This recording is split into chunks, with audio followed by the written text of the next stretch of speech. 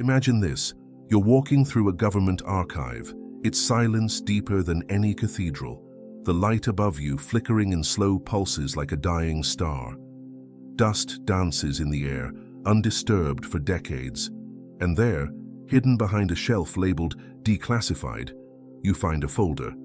It's unassuming at first. Yellowed paper, faded ink. But inside are diagrams not meant for civilian eyes, sketches of the human brain overlaid with energy fields, symbols drawn from Kabbalah, and phrases that feel more like spells than science. At the top, one line reads, "The Gateway Process, 1983, U.S. Army Intelligence and Security Command." What if everything you believed about reality was wrong, not metaphorically, but structurally? What if your consciousness wasn't a byproduct of your brain, but a frequency being tuned into this moment like a radio dial? And what if, decades ago, the CIA discovered how to shift that dial, intentionally? This isn't fiction. In 1983, the U.S. Army, in collaboration with the Monroe Institute and under the directive of the CIA, authored a document that attempted to do the unthinkable: scientifically explain how human consciousness can escape time, space, and even the body itself.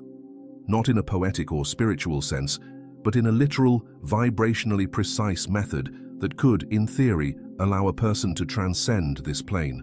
And they called it the Gateway. This was not a fringe experiment buried in some academic journal. This was a classified military analysis of how to unlock the non-linear, holographic nature of human awareness. They spoke of hemispheric synchronization, vibrational entrainment, the quantum vacuum, and even the Akashic record. According to them, your mind is not a storage unit for thoughts. It's an antenna for something eternal. But here's the twist. After being buried for decades, this document was quietly declassified with no fanfare, no press release, no announcement, just a silent digital tombstone in the CIA's reading room, like a cosmic joke only the awake would notice. Ask yourself, why? Why would such profound, paradigm-shattering information be kept secret? And if it's real, what does that say about what we are? What else might be true, not because we believed it, but because we were never allowed to? This one document, scribbled in the shadows of Cold War paranoia, might hold answers to the questions mystics, monks, and metaphysicians have asked for thousands of years. Not because it reinvented those truths, but because it proved them, with physics, with structure, with systems. It's not just about the CIA, it's about you, about your ability to awaken, to realize you've been swimming in an ocean while thinking you were stuck in a glass of water. So, what exactly did the CIA uncover, and what are the implications of this hidden technology of the self? At the heart of the 1983 Gateway process is a seismic shift in perception, one that challenges the core assumptions of modern neuroscience, philosophy, and even religion. It doesn't argue that consciousness is simply part of your biology. It claims, quite directly, that consciousness is primary, that the physical world, including your body, is not the foundation of your being, but a byproduct, a frequency, a projection, a construct your mind happens to be tuned into at this very moment. Imagine reality not as a fixed stage, but as a vibration-sensitive hologram. In the Gateway document, this idea is illustrated using holographic theory, a real branch of physics suggesting that our three-dimensional universe is projected from a two-dimensional field of encoded data, like a cosmic film reel. Every point in the universe, they claim, contains the information of the whole. And your consciousness? It's the decoder. You are the lens.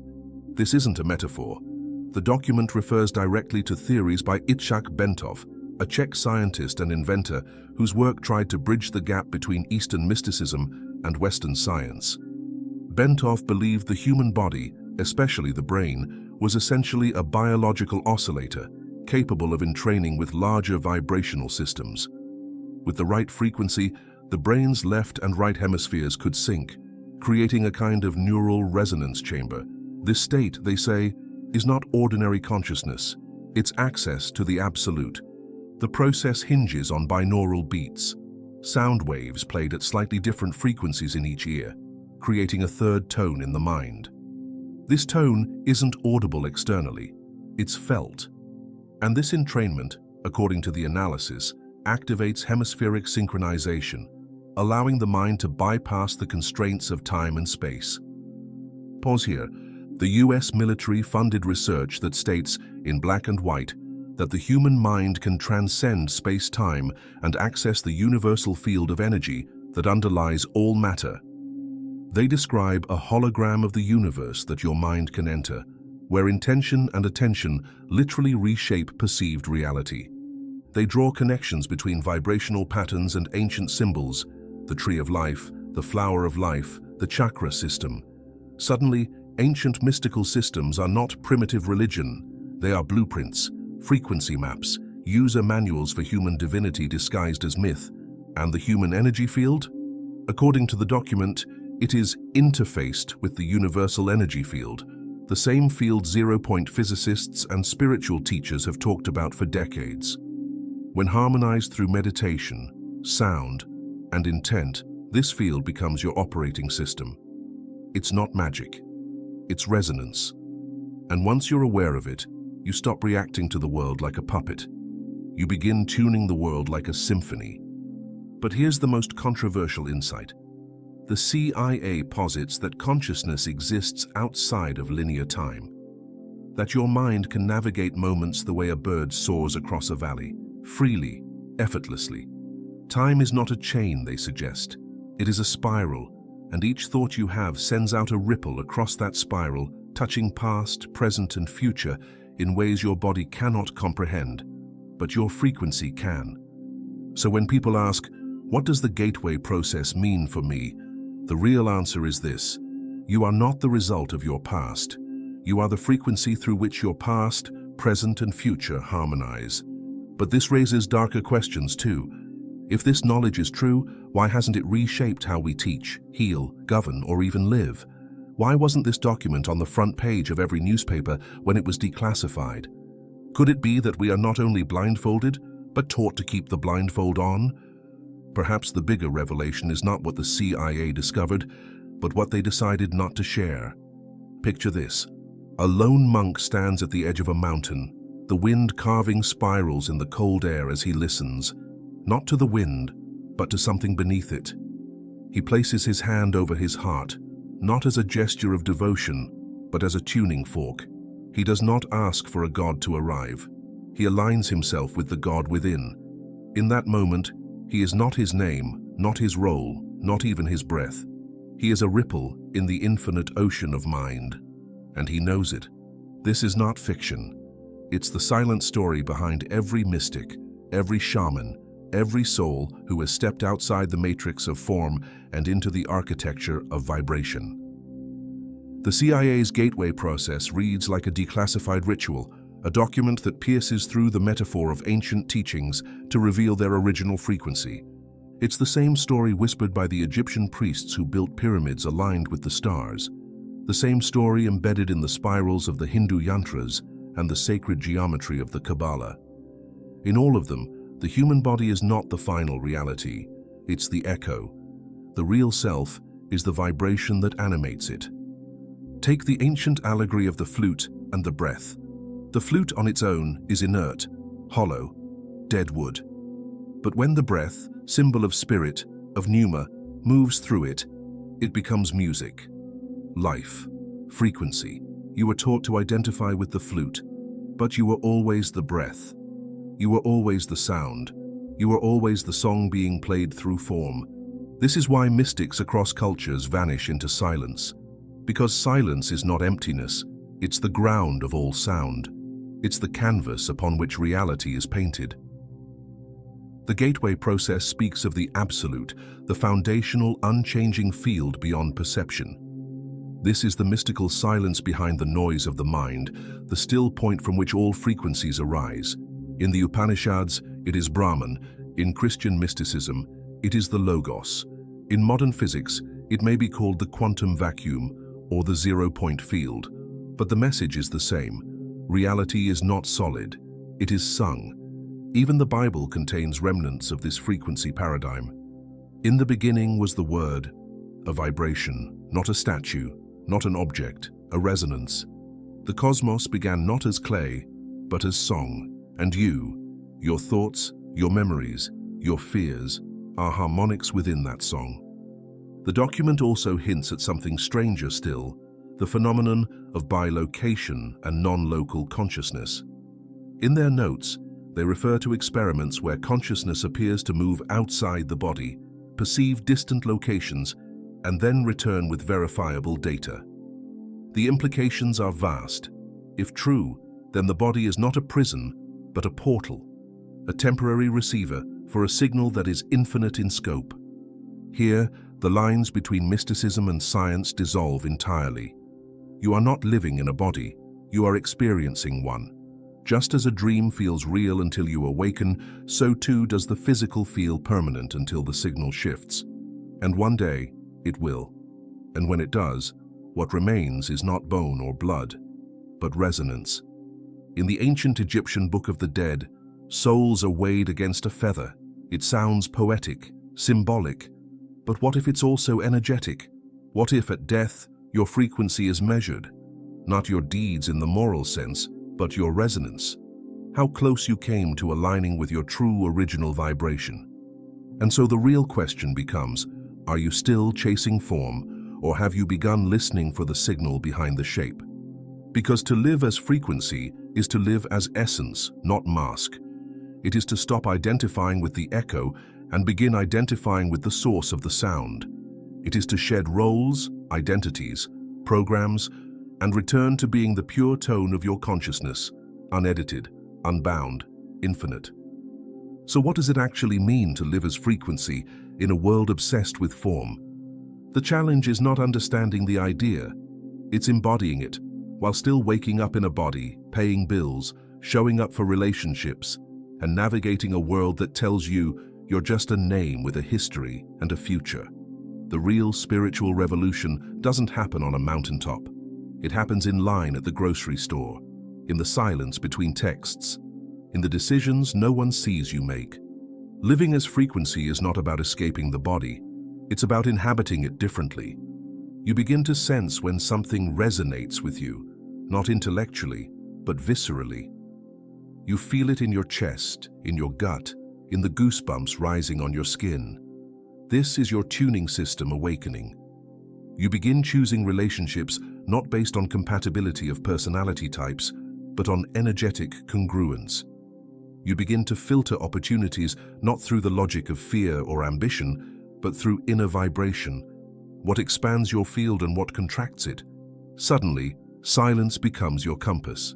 You find yourself pulled toward stillness, not as absence, but as access.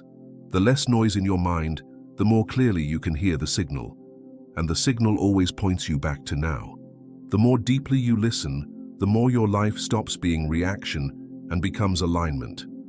Instead of asking, "What should I do?" you begin asking, "What is the highest frequency I can hold right now?" That shift changes everything. It's not about doing more. It's about doing what resonates and letting go of what doesn't, no matter how impressive it looks from the outside. This is where the CIA's declassified document becomes more than just a curiosity, because it outlines methods, not just metaphors, for moving from the surface level of consciousness to the root frequency underneath. Techniques like hemispheric synchronization, deep relaxation, focused attention on intention. These are practices that train your system to listen not with your ears, but with your whole field of awareness. You realize you are not here to control reality. You are here to co-resonate with it. That means releasing the obsession with outcomes. When you are the frequency, you don't beg for results. You become the condition through which the result appears, and you learn to trust the lag. Just like a radio doesn't panic if the song hasn't started, it knows it's tuned and that the signal is on the way. From this space, your speech changes, your presence changes. You no longer speak to dominate the conversation. You speak to transmit resonance, and people feel it. They may not know why they lean in when you talk, why they feel safe, why your silence is louder than other people's noise. But you know, you're no longer transmitting personality, you're transmitting presence. Even your body begins to shift, not because it suddenly floats or glows, but because you stop identifying with its limitations. You stop calling fatigue me. You stop calling age I. You start seeing the body as an instrument, not an identity. And like any instrument, its resonance improves with alignment and care. You also stop taking things personally. Criticism, praise, misunderstanding, none of it sticks. Because it's all aimed at the mask, and you're no longer wearing it. You are the invisible current beneath the costume, untouchable, infinite, free. Living as frequency doesn't mean you reject the world. It means you tune to it differently. You become aware of its distortion, of how trauma, media, history all act as noise, and you begin to clear that noise from your home, your relationships, your nervous system. You begin to create environments that support resonance, not tension. This is how you become a broadcast tower for truth. You don't have to convince anyone, you emit. And in doing so, you awaken others, not through argument, but through recognition. Because every soul knows this song. Every soul has heard it before. You're just helping them remember. And when you fully live from this space, a strange thing begins to happen. Life stops being a test and becomes a symphony. There's a moment just before waking when the dream begins to dissolve. You can feel it slipping, but the body hasn't yet stirred. Time doesn't exist there. Identity doesn't grip as tightly. All that remains is presence, pure, unfiltered awareness. That moment, that space, is who you are. And that is what this shift is ultimately about. Not theory, not performance, not transcendence in the sense of escaping the world, but remembrance. The CIA may have labeled it a gateway process. The mystics may have called it union.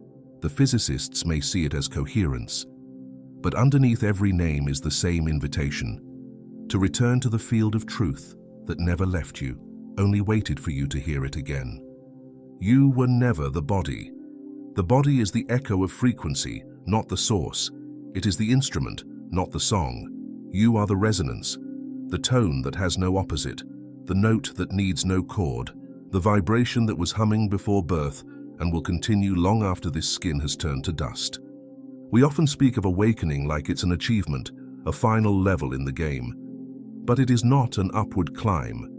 It is a soft descent into what you already are, beneath the ego, beneath the pain, beneath the social mask, and its desperate need to be someone. It is not about becoming more. It is about undoing the illusion that you were ever less. This one shift, truly made, not just understood, ends the spiritual search. Because once you know yourself as frequency, you see that every teaching, every book, every technique was simply trying to describe what you already carried within your own field. The real guru was not a person. It was the silence you kept ignoring. You begin to live not from questions, but from signal. You begin to act not out of fear, but from resonance. And most profoundly of all, you begin to see others not as identities or projections, but as frequencies too. You recognize the broken frequencies not as enemies, but as static, begging to be cleared. You offer them not correction, but coherence, not judgment, but tone. This is how the world begins to shift, not from the top down, not from power structures or institutions, but from the inside out. One coherent field awakening another, one resonance tuning the next. You are not here to argue with illusion. You are here to emit truth so loudly it clears the static for miles. And the only thing standing between you and this truth is your clinging to the body's story, to its limitations, to its roles. But if you listen closely, in the gaps between your thoughts, you'll hear it. That original tone, the one that was humming long before you were given a name. So close your eyes, not to escape the world, but to return to its root. In the darkness behind the eyelids, feel the hum. It's always been there, waiting. You are the signal, not the skin, the frequency, not the flesh. You were never broken. You were never late. You simply forgot how to listen. But now, you remember. And once you truly remember, there is no going back. Because you are no longer chasing light. You are the origin of it. You are the field that pulses before form, the tone before language, the silence that sings. Let that silence guide your steps. Let it shape your speech. Let it carry you where logic cannot. And trust, fully, wildly, reverently, that if you hold your frequency, reality will bend to meet you. Because it always was, and it always will. You are home.